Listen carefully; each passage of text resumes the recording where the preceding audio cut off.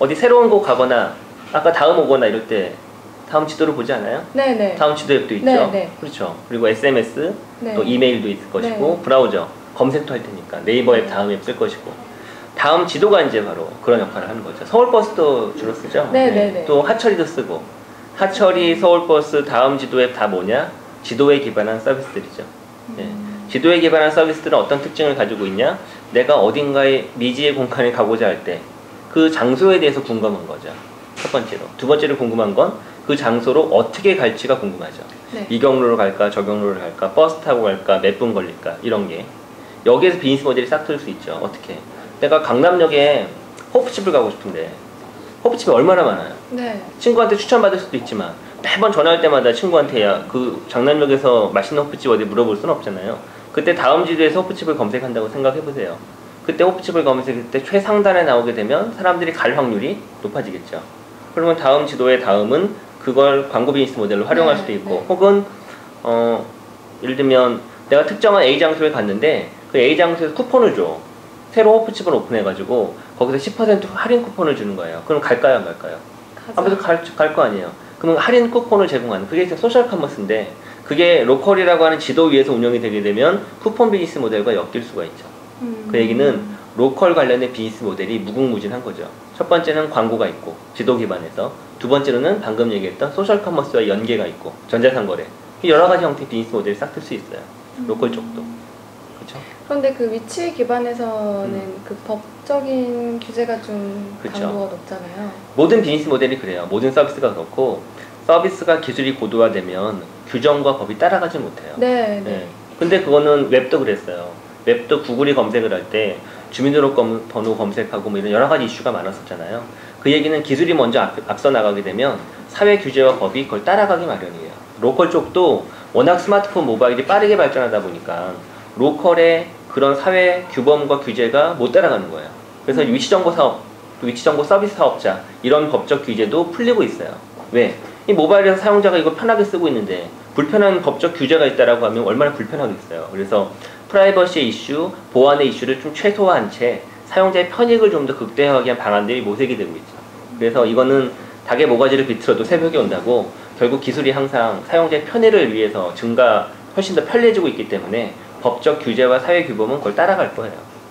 네, 그렇게 이해하시면 됩니다. 그럼 기술 전반에 계신 분들의 네네. 그 윤리적인 마인드도 굉장히 중요할 거란 생각이 들어요. 되게 적절한 지적인 것 같아요. 근데 지금 문제는 사회학자들 그리고 이제 법학자들이 이런 신기술의 발전에 대해서 너무 몰라요.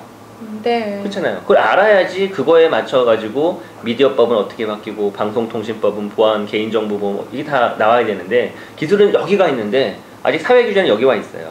그래서 여기 이 서비스를, 기술을 만드는 사람들의 생각도 중요하지만 사회학자와 법학자들이 이 기술을 배우고 빨리 이 갭을 줄이는 노력도 있어야죠. 양쪽에 다 노력해야죠. 네, 그렇게 보시면 됩니다.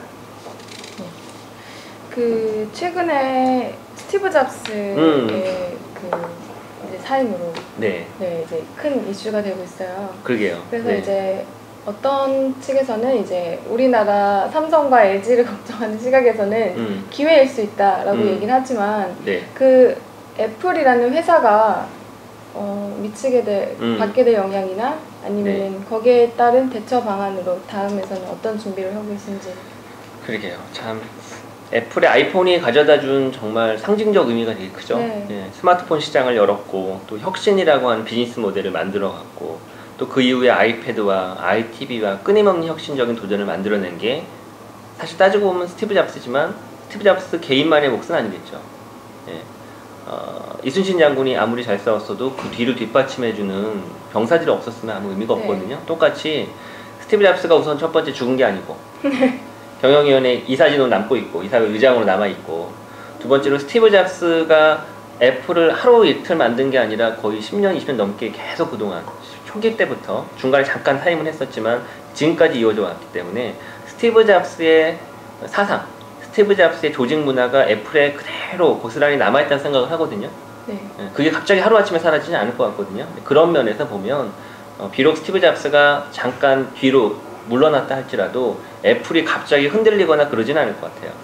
그런 면에서 저는 스티브 잡스의 사임이 애플의 즉 스마트폰의 지형에 큰 변동을 일으킬 거라고 보진 않습니다. 지금 상태가 그대로 유지되지 않을까 싶어요. 오히려 구글의 모토로라 모빌리티 인수가 네. 오히려 영향을 줄 수 있죠. 구글이 애플과 같은 꿈을 꾸고 소프트웨어 기업으로만 남지 않고 하드웨어를 직접 핸들링하기 위해서 모토로라 모빌리티를 인수한 거잖아요. 네. 이제 제조사가 된 것 같은. 그렇죠. 예. 그러면은 구글의 가장 큰 힘은 뭐였냐면 연합군이었거든요. 안드로이드 연합군. 애플 아이폰이라고 하는 함선과 싸우기 위한 수많은 연합군이 있었는데 연합군의 전선에 약간씩 금이 가지겠죠. 네. 예. 그건 마치 고양이가 생선 가게를 만든 거고 똑같아요. 모토로라라고 하는 회사, 구글의 회사거든요, 이제. 구글의 그 회사에서 안드로이드 기반의 폰을 만들 텐데 당연히 다른 제조사, 연합군들이 그걸 탐탁치 않게 볼 수밖에 없겠죠. 네. 그러면 당연히 금을 갈 수밖에 없는 거고 더 심각한 문제는 다른 제조사들, 즉 삼성전자, 펜텍, HTC, LG전자가 자기들 회사의 스마트폰, 안드로이드 폰을 만드는 노하우를 고스란히 구글에 줄 수는 없잖아요. 네. 왜냐하면 모토로라는 경쟁사가 있기 때문에. 그러면서 금이 서서히 갈 거거든요. 그래서 애플의 스티브 잡스 사임보다도 구글의 모토로라 모빌리티 인수가 오히려 안드로이드 연합군의 지형 변화를 일으킬 것이고 그로 인해서 모바일의 지각 변동이 일지 않을까 싶어요. 근데 그거는 내년 초부터 좀 시작되지 않을까 이렇게 생각이 좀 듭니다.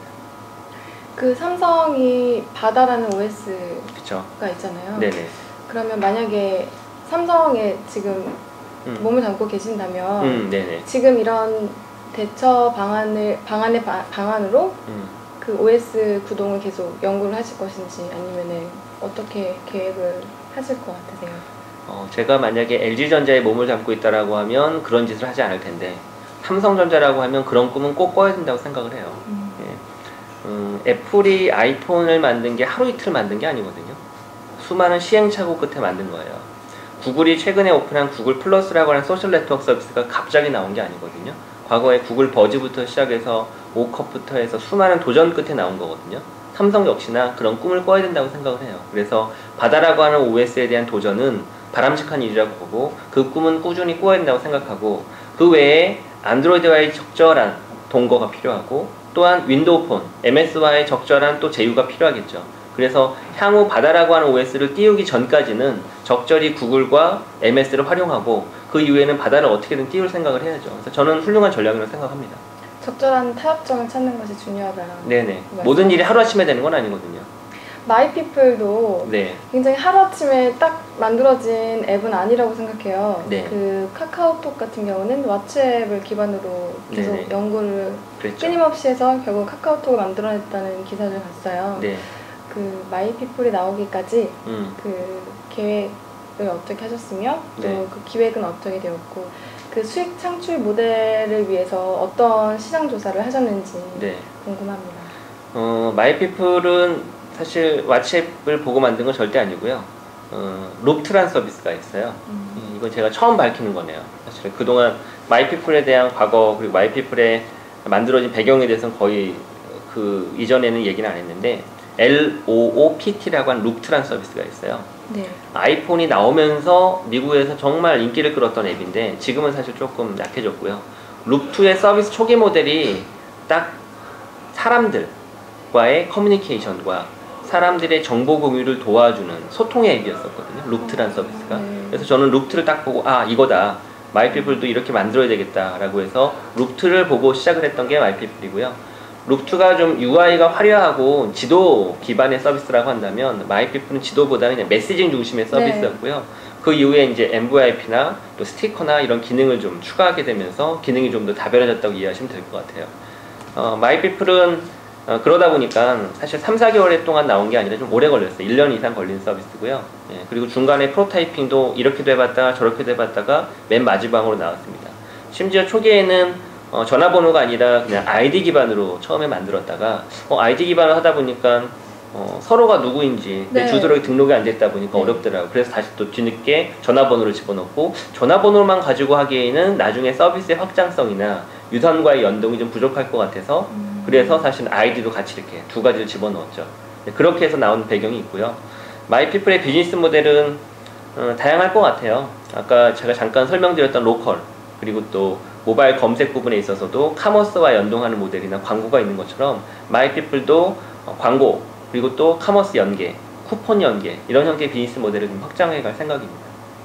그 광고 모델로 소녀시대를 세우셨는데 네네. 그것도 전략적인 기획에 따라 나온 건가요? 다음이 마침 소녀시대가 다음에 원래 광고 모델이었거든요. 꼭 마이피플만의 광고 모델은 아니었었고, 그래서 다음에 어차피 CF에 소녀시대를 활용할 수가 있었는데 마이피플 CF를 어차피 해야 되니 이왕이면은 소녀시대를 잘 활용하는 게 좋겠다라고 생각해서 저희 이제 마케팅 팀에서 전략적인 의사결정을 하고서 이제 만든 겁니다. 주요했던 것 같아요. 주로 그 앱이 마이피플이라는 앱이 끌어들이는 수입원은 어디서 나오나요? 지금은 한메일처럼 초기라서 전혀 마이피플 자체의 수익 모델은 없고요.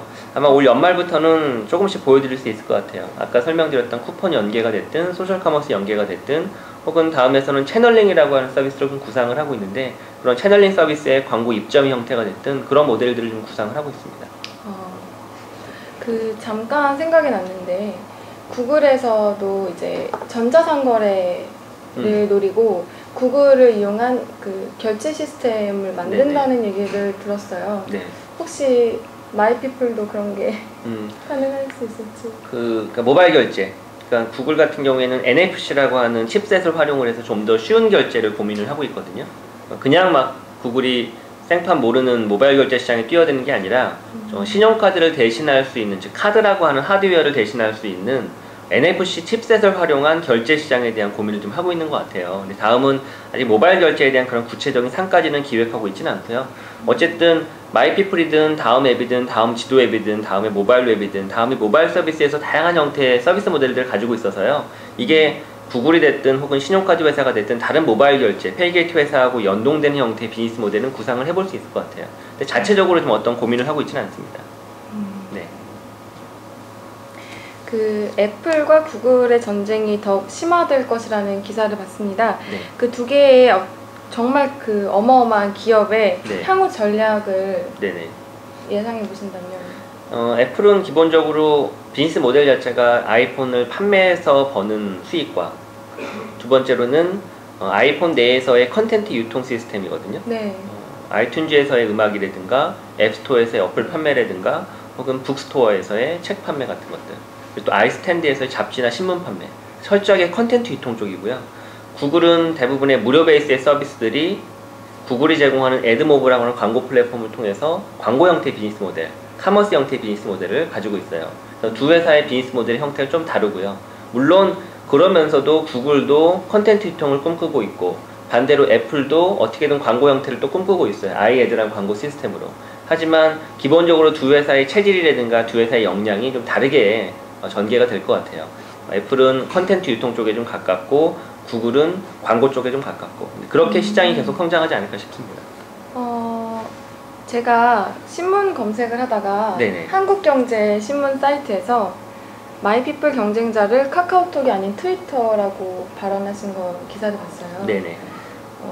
이것에 대해서 네. 그 지향하는 점이 왜 트위터라는 네. 소셜을 언급하셨는지. 마이피플과 그 다음에 마이피플 가리켜서 MIM이라고 합니다. 모바일 인스턴트 메신저. 그리고 트위터나 페이스북을 가리켜서 소셜 네트워크 서비스 SNS라고 하죠. 근데 SNS나 MIM의 공통적인 특징은 뭐냐면 둘 다 소셜 서비스예요. 여기서 말하는 소셜 서비스라고 하는 건 뭐냐면 사람이 중심이 된 서비스라는 거죠. SNS와 마이피플에 사람을 빼놓고는 존재할 수가 없거든요. 사람과 사람 사이에 정보를 이어주는 형태의 서비스가 SNS이자 MIM이에요.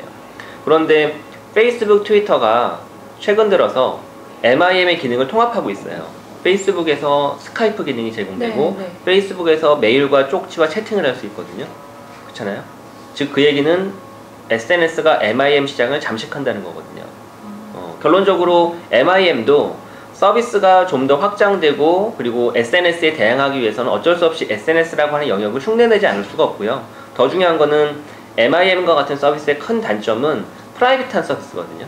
너와 나한테만 메시지를 주고받는 광고 모델을 엮기가 참 어려워요. 네. 그래서 이게 비즈니스 모델이 좀 확장되기 위해서는 어쩔 수 없이 퍼블릭 기반의 SNS의 기능을 제공하지 않을 수밖에 없어요. 제공할 수밖에 없어요.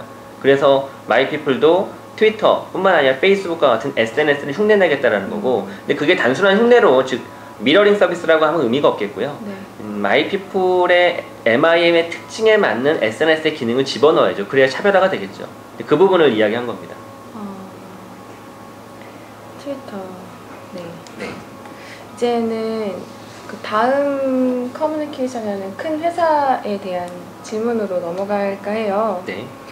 그 지금 다음에 모바일 총괄 책임자로 계시고 있는데 최근에 저희가 조직 개편이 돼서 네. 저는 이제 모바일을 맡지는 않고 전사 전략을 맡고 있어요. 다음에 모바일 서비스, 뭐 검색, 뭐 블로그, 미디어 해서 이제 전체 전략. 예. 그럼 각 그 기획을 이제 바뀌신 지 얼마 안 되셨는데 네. 어떤 전략을 갖고 준비하고 계세요? 핵심 전략은 모바일 중심이어야 되겠다라는 게 있고요. 그 다음엔 아까 제가 설명드렸던 솔로셀, 네. 소셜과 로컬과 서치라고 하는 거대한 플랫폼에 다음에 모든 서비스들이 잘 얼라인되는 구조. 그리고 그거의 핵심은 모바일 조금 더 집중하는. 물론 기존 웹도 열심히 하지만 그게 큰 전략의 핵심이라고 이해하시면 될 것 같아요. 방금 말씀하신 거에서 정말 깜짝 놀랐는데 사실 다음이 웹이라는 그 웹 기반으로 발전이 된 회사였는데 이제 중심이 네. 웹이 아니라 모바일로 갔다는 거에 대해서 네네. 네, 저는 숙명이죠. 이제 내년 말 정도가 되면 아마 한국에서도 모바일 트래픽이 웹을 앞설 것 같아요. 사용자 수, UV에 네. 있어서 하루 UV, 방문자 수가. 그렇다고 하면 다음이 계속 기존 PC 웹에 안주한다는 얘기는 마치 98년도에 PC 통신사들이 PC 통신에 안주해가지고 죽은 거하고 똑같은 그런 꼴이 될 수 있으니 천리안 같은 맞습니다. 천리안, 하이텔, 나우누리처럼. 네. 그래서 이제 새로운 모바일에 대해서 좀 더 공격적인 투자가 필요한 시점이죠.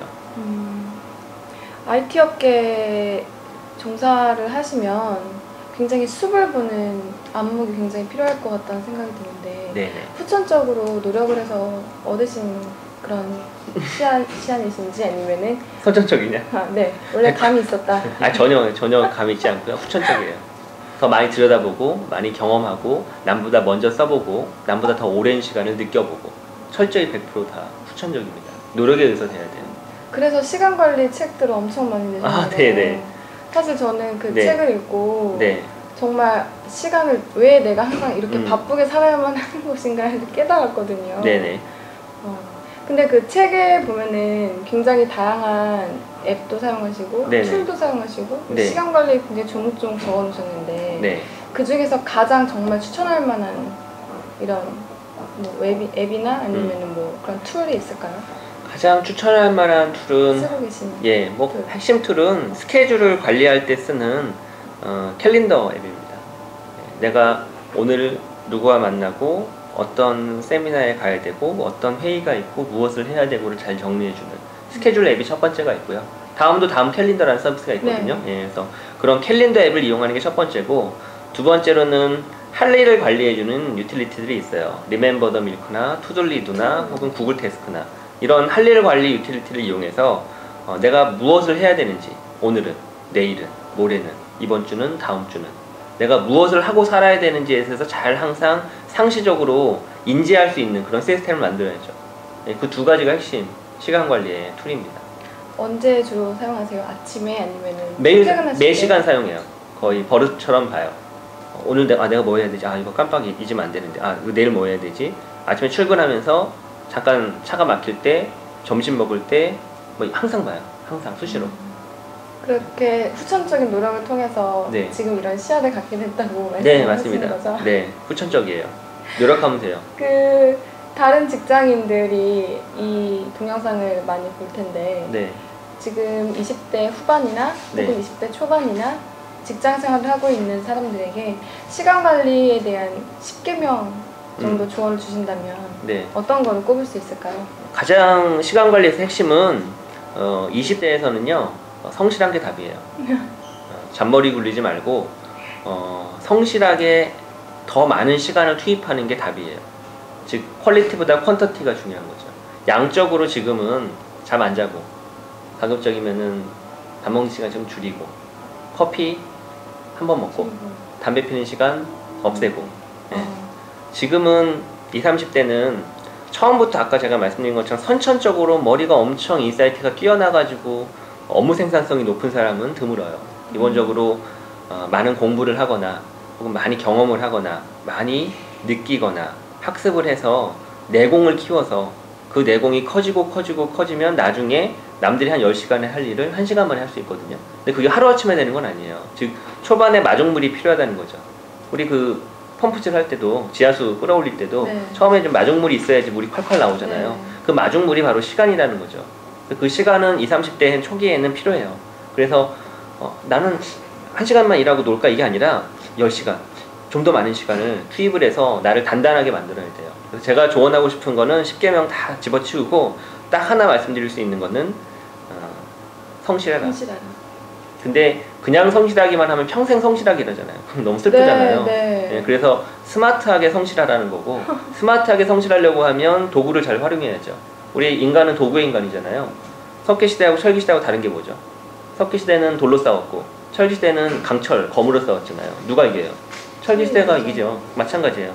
지금은 스마트폰의 시대, 모바일의 시대, 디지털의 시대잖아요. 디지털 기기를 잘 활용을 해서 내 업무 역량과 생산성을 극대화할 수 있죠. 내 성실함을 조금 커버해 줄 수 있는 그런 도구를 잘 활용하게 되면 어떤 도구? 아까 얘기했던 구글 태스크가 됐든 다음 캘린더가 됐든 또 그 외에 다양한 유틸리티를 활용을 하게 되면 훨씬 더 생산적으로 압축적으로 일을 할 수가 있죠. 네.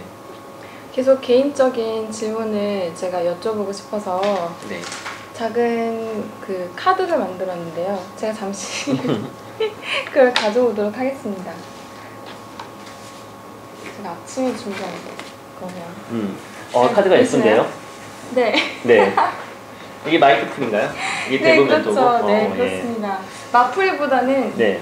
이게 더 상징성이 큰 것 같아서 제가 요거로 디자인 만들어봤어요. 예쁩니다. 예. 네. 질문 첫 번째입니다. 네. 김지연에게 책을 쓰는 것이란? 제게 책을 쓰는 것이란 마라톤과 같다. 마라톤이요? 예. 마라톤을 저는 뛰어보진 않았는데 1000m는 뛰어봤거든요. 네. 너무 힘들잖아요. 하기 싫거든요. 네. 예. 근데 뛰고 나면은 뭔가 성취감이 있거든요. 책 쓰는 게 딱 그래요. 이거를 내가 또 뛰어야 되나? 미친 짓인데 꼭 해야만 하는 건가? 그런데 막상 시작하면 중단할 수 없고 그 끝까지 달리고 나면 너무 성취감이 있잖아요. 딱 마라톤과 같은 겁니다. 예전에 신문 기사에서 네. 김주아 아나운서가 책을 쓸 때는 아이를 낳는 것과 똑같은 한글 저도. 고통을 동반한다는 그런 기사를 읽은 적이 있어요.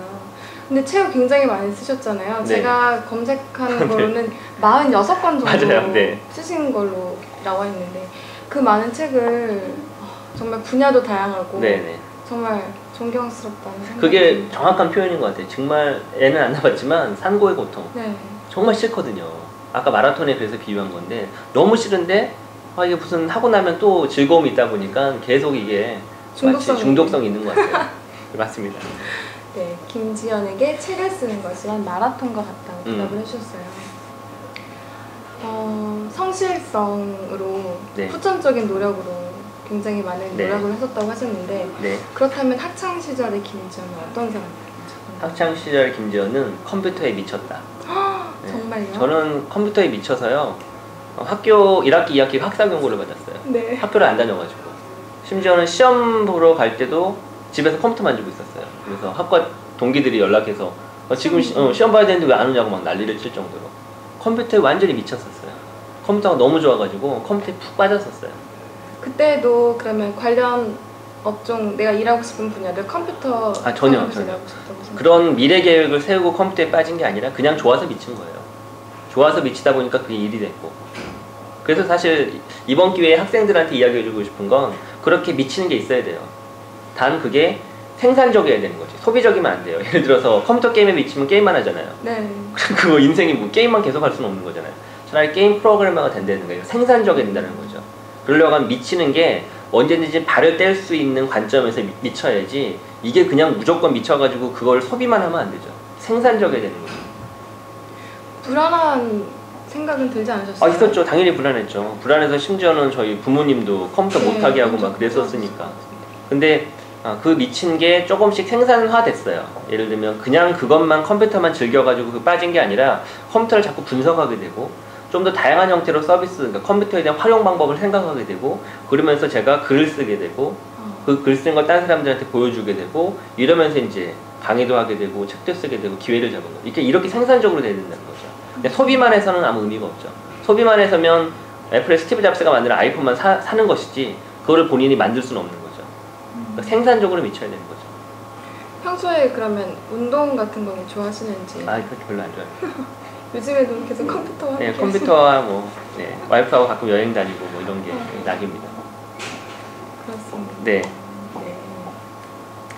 저는 오랫동안 살아보진 못했지만 그 인생의 터닝 포인트가 있어요. 네. 제가 굉장히 내성적인 성격이었는데 초등학교 4학년 때 선생님께서 계속 발표를 시키시더라고요.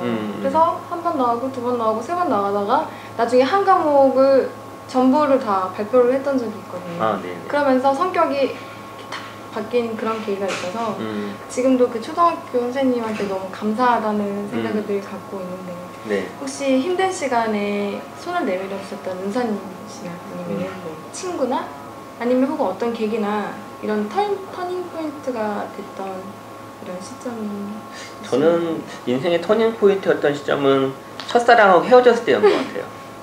첫사랑하고 헤어지면서 너무 마음이 아프고 힘들었었는데 네.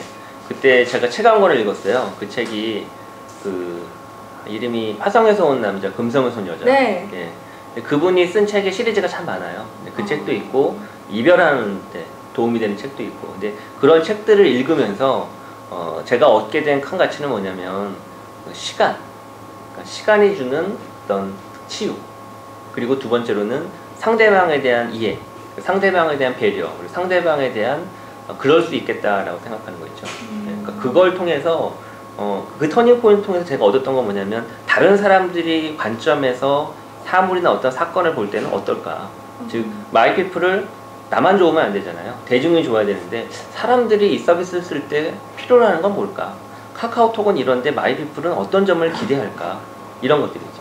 그러니까 대중의 관점, 다른 사람들의 관점에서 서비스를 들여다보고 분석하는 능력이 이때의 터닝 포인트를 많이 얻게 된 것 같아요. 근데 그게 되게 중요하죠, 직장에서도. 왜냐면 네. 커뮤니케이션 스킬이 되게 중요하거든요. 네. 상대는 어떻게 생각할까? 이렇게 말하면 상대는 기분 나쁘지 않을까? 상대방한테 이게 예의 없는 일은 아닐까? 뭐 이런 것들을 고민하게 되니까 저는 첫사랑과의 이별을 통해서 그걸 얻은 것 같아요. 네. 그리고 그래서 지금은 사랑하는 와이프도 얻게 됐고 잘 헤어졌기 때문에 예, 이 제 터닝 포인트입니다. 그때. 잘 헤어지는 방법이 사실 맞습니다. 맞지가 않아요. 그렇죠. 그렇죠. 맞아요. 잘 극복하는 거니까요. 그건. 네. 예, 인생에 있어서 많은 이별이 있는데 그때 잘 배우고 느꼈기 때문에 그 이후에 많은 것들에 대해서 회사를 그만둘 때도 그렇죠? 회사를 그만둘 때도 헤어지는 거거든요. 네. 그럴 때도 이제 좀 마음이 편한 거고 내가 맡고 있는 서비스를 중단할 때도 그럴 때도 좀 마음이 편한 거고. 그러면은 그 기술을 발전 이렇게 기획을 하시거나 마이피플을 기획하시거나 이렇게 기획하는 하나하나도 네. 굉장히 자식 같고 애정이 있을 것 같다는 생각이 들거든요. 기획자에게 그리고 개발자에게 서비스란 거의 자식과 같은 존재예요. 정말. 네. 그 마이피플이 있기까지 마이피플은 굉장히 성공한 아들이라고 생각한다면 그 밖에 좀 아쉽고 뭐 서비스 비즈니스 모델이 개발되지 못해서 접어야 됐다는 프로젝트가 네. 있거나 뭐 이런 것도 있을까요? 다음에 와서 물론 제가 초기부터 아주 깊게 관여하진 않았지만 다음 캘린더도 사실 제가 맡았던 초기 서비스거든요. 뭐 캘린더가 근데 기본적으로 한국의 5천만 인구 중에서 캘린더로 스케줄을 관리할 만큼 아주 대중적인 서비스는 아니에요. 뭐 그렇다고 서비스를 지금 중단한 건 아닌데 네. 뭐 캘린더 서비스도 좀 아쉬운 서비스고요. 조금 더 100만, 200만, 300만 명의 서비스로 키울 수 있었을 텐데 구글 캘린더처럼 좀 더 기능도 다변화시키고 좀 더 모바일 시대를 맞이해서 더 확장할 수 있을 텐데 이런 아쉬움들이 캘린더에서 좀 있고요. 그 다음에 다음에 위젯이라고 하는 서비스가 지금은 종료됐는데 그것도 초기에 제가 조금 같이 검토를 했었거든요. 그래서 다음 위젯 서비스도 조금 아쉽긴 하죠. 예, 그런 게 이제 제가 맡았다가 비즈니스 모델에 성공하지 못하거나 사용자가 좀 규모가 많지 않아서 접거나 좀 아쉬운 서비스들입니다. 마프리 말고 마이피플 말고 또 다른 어떤 앱을 개발하신다거나 아니면 이렇게 생각하고 계시는 그런 구체적인 사항도 있으신가요? 마이피플 이전에 이제 만들었던 게 다음 지도 앱이고요. 그리고 그 두 번째로 만들었던 게 마이피플, 그 다음에 다음 앱이라고 우리 포탈, 검색 앱, 그리고 다음에 모든 서비스를 잘 쓸 수 있도록 해주는 앱이 있거든요. 다음 앱, 그리고 모바일 웹 이런 것들을 제 같이 동료들하고 제가 같이 만들었고요. 지금은 특별하게 모바일에서 신규 서비스를 회사에 어떤 오더를 받아가지고 고민하고 있지는 않고요. 근데 제가 개인적으로 이제 2년, 3년이 지나게 되면 어떤 서비스가 더 주목받을까 이런 것들을 한번 해보고 싶다라고 하는 것들은 조금씩 이제 발동을 걸고 있습니다. 예, 그동안 이제 이 만들었던 마이피플도 사실 아주 뭐 지금 뭐 어마어마하게 크게 성장하고 있지는 않아서 이 서비스도 이제 잘 해야 되다 보니까 다른 새로운 것들을 꿈꾸지 못했는데 아까 말씀드린 것처럼 조직 개편과 함께 제가 이제 조금 멀어진 상황이라서요. 다른 서비스에 대한 고민들을 좀 차차 해보려고 합니다. 네. 그 마이피플을 만들고 또 다음에서 일하시기 전에 어떤 과정을 거치셔서 이렇게 한 회사의 기획자가 되시고 이렇게 프로그램을 만드시게 됐는지 궁금하거든요. 예, 저는 95년도부터 IT 쪽, 그러니까 95년도부터 프리랜서로 강의나 이제 책이나 이런 걸 썼고요. 본격적인 조직 생활을 한 건 2000년도부터예요. 2000년도에 첫 번째 직장이 PCB. 그 이후에 이제 한 1년 정도 다니면서 여러 군데 회사를 옮겼거든요. 한 대여섯 번 옮긴 것 같아요. 옮기면서 한 100명 미만의 작은 소기업이었습니다. 그러다가 이제 다음에 한 2006년도 12월에 입사를 하게 됐는데 다음에 이제 한 6년 차 정도, 6년이 이제 곧 되어 가네요. 다음에 입사하게 된 가장 큰 계기 중에 하나는 이제 정말 1000만 명이 넘는 글로벌 서비스 그리고 국민적인 서비스를 한번 맡아보고 싶어서 다음에 입사를 하게 됐고 그 입사했던 계기 중에 하나는 제가 작은 기업에서 다양한 형태의 업무 경험을 하다 보니까 한 분야만 깊게 판 게 아니라 다양한 분야에 대한 시각들이 좀 넓어진 것 같아요. 비록 수박 겉핥기지만 기획, 개발, 마케팅, 또 뭐 전략, 경영 뭐 이런 다양한 형태의 분야에 대해서 좀 바라볼 수 있게 됐고 그런 다양한 형태의 경험이 다음에 들어와서 좀 더 폭넓은 사고를 하는데 도움이 주지 않았나 싶어요. 그래서 항상 고민인 거죠. 뭐냐면 첫 직장을 아주 좋은 데로 들어가야 되나 아니면 작은 조직에서 시작해서 더 큰 꿈을 꿔야 되나. 근데 저는 이제 후자를 선택해서 이제 그런 것들을 밟아갔다고 이해하시면 될 것 같아요. 사람마다 뭐 조금씩 커리어에 대한 비전과 또 직업관이 다르니까 각자가 이제 적절하게 판단하고 진행을 해야 되겠죠. 학창 시절의 이야기가 저는 네. 가장 인상적이었어요. 네네. 굉장히 이 목표를 그리시고 치밀하게 준비하셨을 거라고 생각을 했는데 이렇게 한 분야에 용기를 내서 미칠 수 있는 그런 담대함도 갖고 계시고 네. 또 그런 담대함으로 지금 이렇게 예쁜 마프레를 또 네. 이렇게 키워내신 게 아닌가라는 생각이 듭니다. 네. 그 IT 업계가 사실 저희 대학생들한테 굉장히 취직하고 싶은 분야 중에 하나예요. 네. 그래서 지금 이제 이 동영상을 보고 있을 저희 20대 취직을 준비하는 학생들을 위해서 마지막으로 한 말씀 부탁드리겠습니다. 네. IT 쪽은 그동안 사실 가장 빠르게 성장했던 분야죠. 산업이고. 그리고 또 모바일 시대를 맞이해서 앞으로 또 포스트 PC 시대를 맞이해서 더 크게 성장할 것 같고요. 성장하면서 당연히 해당 산업에서 필요로 하는 인재도 많아질 것 같아요. 그런데 그 인재가 본인이 되기 위해서는 결국은 IT 산업 전반에 대한 이해뿐만 아니라 내 주변 사람들에 대한 관찰과 관심이 많이 필요해요. 왜냐하면 IT 산업만큼 다른 분야보다도 훨씬 더 많은 아이디어와 창의적인 생각들 그리고 기획이 필요한 곳도 없거든요. 그러려고 하면은 사람들이 뭘 불편해하나, 사람들은 어떤 서비스에 열광하나, 어떤 사람들은 왜 이 서비스를 쓸까, 이런 고민들을 끊임없이 하면서 서비스에 대한 이해가 되게 중요합니다. 그런데 사실 그런 서비스의 주된 수요처는 20대, 30대거든요. 네. 40대, 50대가 아니라. 즉 기존에 저와 같이 이제 나이가 들어가는 사람들보다 젊은 친구들이 신규 서비스나 새로운 비즈니스 트렌드나 이런 것들을 훨씬 더 빨리 받아들이고 그걸 쉽게 캐치할 수 있다는 거죠. 그런 면에서 지금 젊은 대학생들한테는 많은 기회가 있는 게 사실이고요. 다만 그 기회를 잘 잡으려고 하면 다양한 경험과 그리고 그냥 경험에서 그칠 게 아니라 내 주변 사람들에 대한 관심을 통해서 과연 이 서비스 또 저런 서비스는 사용자들한테 어떻게 소구점이 있고 어떠한 점들이 장점이고 어떠한 부분들이 아쉬운가 이런 것들을 끊임없이 생각할 수 있어야죠. 그런 생각들이 잘 정돈돼야지 그게 실제 서비스로 탄생하는 거거든요. 그러려고 하면 그거에 대한 끊임없는 사고와 고민과 생각들이 좀 필요할 것 같아요. 평소에 그 시장 조사나 아니면 이런 업계 동향 같은 걸 어떤 방향으로 이렇게 정보를 공급을 받으시나요?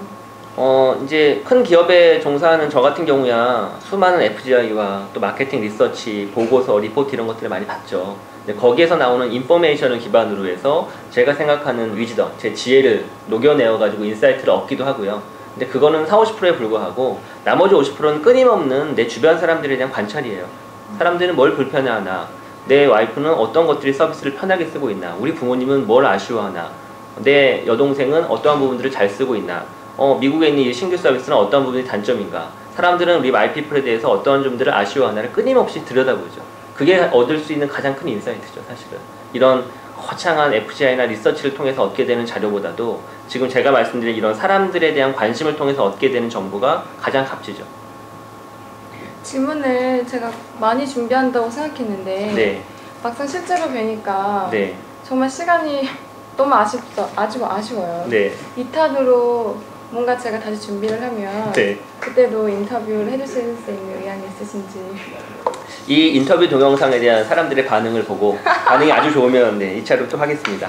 네. 네, 그럼 인터뷰를 앞으로 더욱더 발전시켜서 수익 모델의 하나가 될 수 있을 정도로 네, 인터뷰 열심히 진행을 해보도록 하겠습니다. 지금까지 김지연 본부장님이었습니다. 감사합니다. 감사합니다.